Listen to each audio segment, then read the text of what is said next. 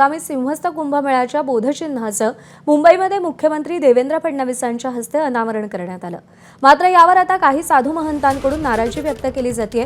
बोधचिन्हांवर केवळ शैवपंथीयांचं प्रतीक आहे, विष्णूचं प्रतीक नाही। अमृत कुंभ घेऊन जाणारे गरुड नाही। बोधचिन्ह अनावरणाच्या पार्श्वभूमीवर जो व्हिडिओ बनवलाय त्यात काशीचा घाट दाखवण्यात आलाय असे अनेक आक्षेप काळाराम मंदिराचे पुजारी महंत सुधीरदास यांनी घेतलेले आहेत। त्यामुळे सरकारने यात बदल करावा अशी त्यांची मागणी आहे। वैष्णवांचं प्रतीक असलेलं भगवान विष्णूंचं प्रभू रामचंद्रांचं स्थान देखील नाशिक आहे। त्यामध्ये धनुष्यबाण वैष्णवांचं प्रतीक आहे। अमृत कुंभ हा मुख्य कुंभमेळ्याचा गरुड आणि कुंभ हे त्यामध्ये असायला हवे होते। मला असं वाटतं की त्या चिन्हामध्ये संपूर्णतः अभाव दिसतो आहे।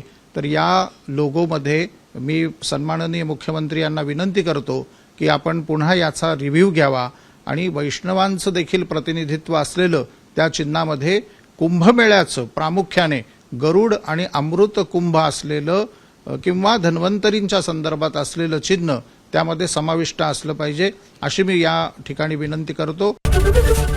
एबीपी माझा, उघडा डोळे बघा नीट।